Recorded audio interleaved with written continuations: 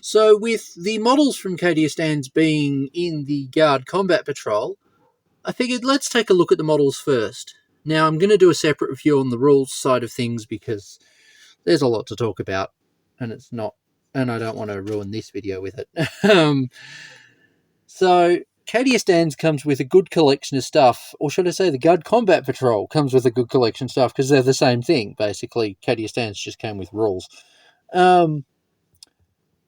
The Armoured Sentinel is redesigned to actually have its weapon options be modular, whereas, let me just show you how not modular this one is. I try and mount the las cannon on there without blue tack, falls off. The plasma cannon hooks in. It's the only weapon that seems to have actually been designed to stay on there. So the CADIA Stands infantry has been redesigned to be, I'd say, actually more in scale. Like, I've got a guardsman right here that I can put them next to. Like, they're not horribly different scaled. The new ones are just a bit more, should I say, in scale. Whereas the olds, not so much. That being said, the new bits actually work really well with other stuff from GW's range. Case in point. Here is an old cultist that I've converted into a guardsman. And he's also a heavy weapons team member, as if you watched my hobby log video, I talked about that. But I've got the new Cadian arms on him, and they actually feel more in scale than the old Cadian arms, which is cool. It's cool to see the scale being improved with an update. A lot of GW's more recent updates, they've just made things bigger. They haven't actually really made things more in scale. Now, unfortunately, there are some caveats there. This sergeant, his finger got broken off because it was so tiny it just didn't survive. I attempted to glue it back on and it flew out of my hand, and I'm never finding that piece. I'm never finding that bit again. So, yeah. We've got the squad. The kit comes with enough plasma guns and melter guns to, I think, actually arm them with 2 of each. But rules-wise, at the moment, the rules is you can only take 1 of each, which is sad. The rules are a bit different, going to be a bit different in 10th, but I only had a brief look at that document. So, there's plenty of poses, there's plenty of weapons, and there's not any real crouching poses amongst these, which is kind of a shame. I quite like the crouching poses, but Field Ordnance Battery kind of got you covered a bit on that front. They're guardsmen, there's only so much I can say about them. I do like the resculpting, and I like the fact that they actually come with enough special weapons in the kit. That was a real gripe of mine with some of the previous generations of Guard. It's like, no, we shouldn't have to buy metal special weapons for the squads. The squad should come with enough special weapons to build them, be it build them as an infantry squad or as a veteran squad. Now, veterans have kind of gone the way of the dodo in favour of veteran squads of various regiments. So at the moment we've got Krieg and Cadian.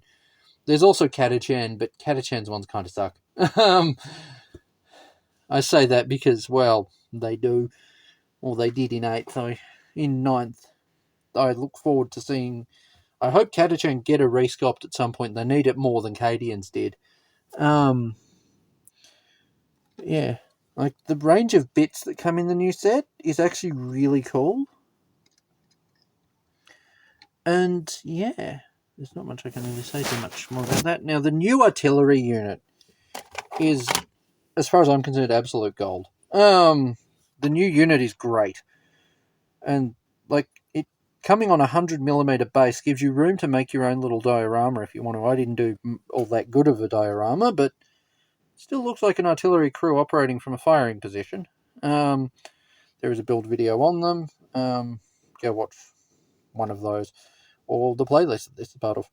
So, in terms of scale, it kind of scales with the artillery piece scales a bit with the miniature scenery mortar better than it does with the Victorian miniatures mortar, but that's because in all honesty, I feel like these are designed to replace Forge World. Like, I wouldn't be surprised if in the next 12 months to 2 years, Forge World went, okay, we're going to put the mortar and quad mortar on last chance to buy.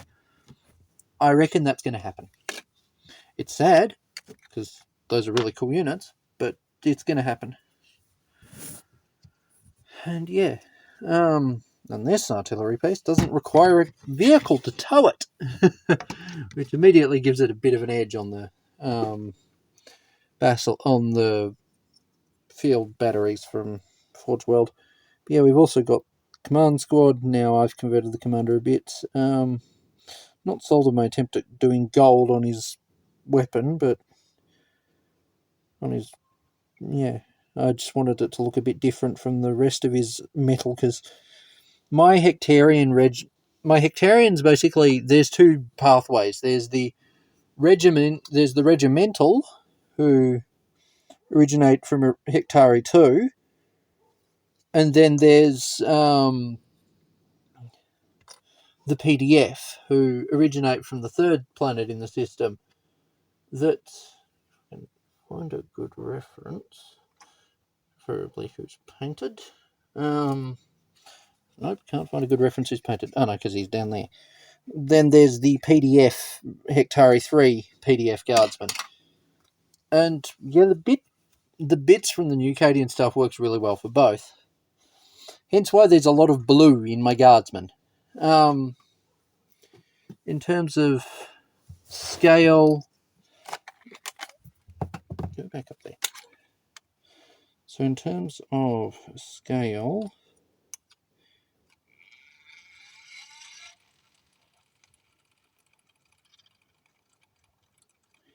now he is on a bit higher base than the other. For those also wondering, here's how he scales with the new commander. Now, with the new commissar, now the new commissar is standing taller. So let's put him with the old commissar. It's kind of about the same size. I'm not complaining. So yeah, the one thing I didn't like, the kits are generally really good. With the negatives I'd say about them is the command squad has one option for banner. You can't do a different banner without heavy conversion. The comms operator is locked as a comms operator. He's still a good model though, but the medic is locked as a medic. It would take some serious conversion to make him not be a medic. And the Armoured Sentinel, which I've hardly talked about, its legs are monopose and sculpted that way. Gone are the days where you get to decide the pose of the legs of your Sentinel, like with this one. They decide the pose for you. There is two poses. One like that, and one like that. You can modify them a bit with some careful trimming of parts, but otherwise you're pretty much stuck with it the way it is, which I kind of feel is sad. It's sold alone as what, an $80 miniature?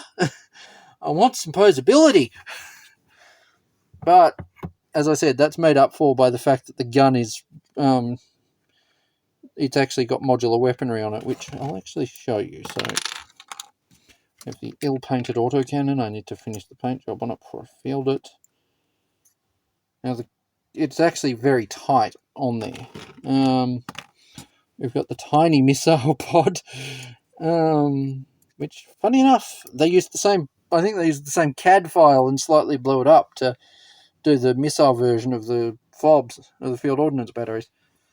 Those, basically, there's 3 mount points, 2 accessory hard points, and 1 weapon hard point. You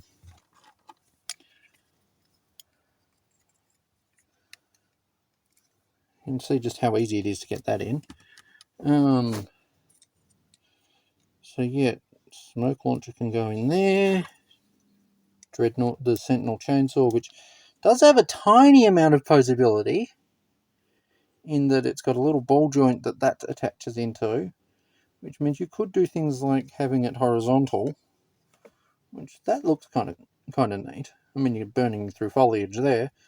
But yeah, I haven't fully painted the mounting point for it because, in all honesty, the paint's just going to get ripped off every time I try to take the chainsaw off.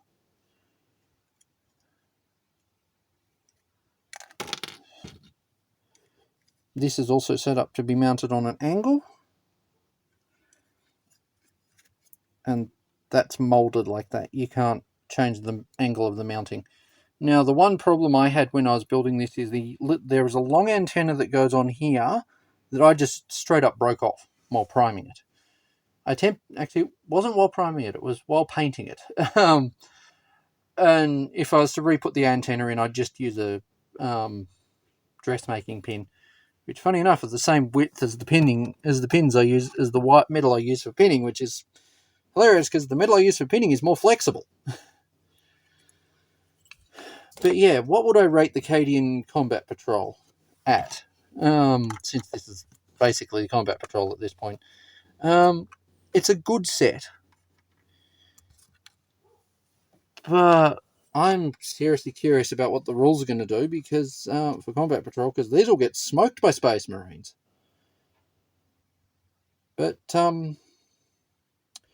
sculpts-wise, the sculpts are great. I realise I've gone with different heads because, well, my regiment used custom heads. I wanted to have heads that weren't third-party, like... Come on, camera. Like these Victoria Miniatures heads, because I'm planning on running this unit at a GW store.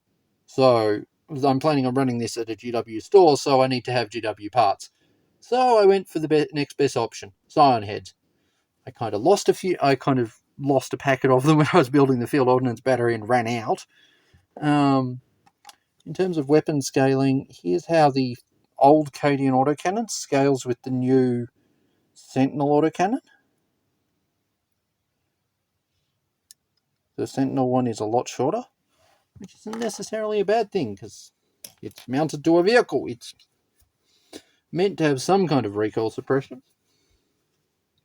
But yeah, I think the only place you're going to find crouching legs these days is I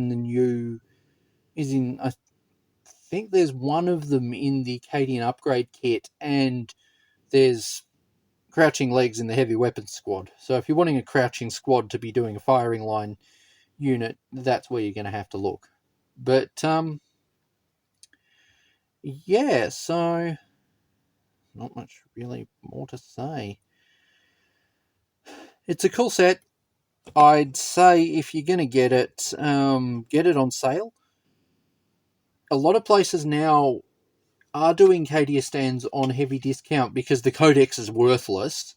Yeah, that's a preview to the video. It's not quite worthless, but it's worthless as a rules book going into 10th edition because of the change of edition, which kind of sucks. If you were one of those people who bought the rule book for Guard, or worse, if you're a World Eaters player, I feel sorry for you guys. You got even less time with the new decks than us.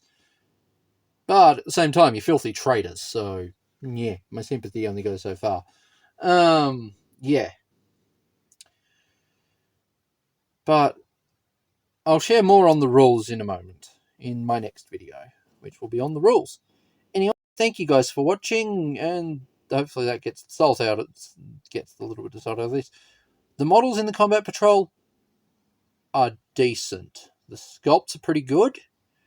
It's nice to see GW making things a little bit more human sculpt rather than whatever these proportions are meant to be. Space Marine proportions are hilariously non-human. And we have an Inquisitor that I have not finished, who's made from various bits, including Skitarian Guard, because that works. Anyway, enough of me rambling. Thank you guys for watching. I hope you enjoyed, and if you got the CADIA Combat Patrol or CADIA stands, what did you think of the models? Alternatively, what do you think of the models? And have you built your own? Have you decided to wait for a different Guard subvariant to get its own Combat Patrol before you go for them? Are you looking forward to the new Combat Patrol game mode? Leave your thoughts in. I'd love to hear your thoughts in the comments. Thanks for watching. Bye.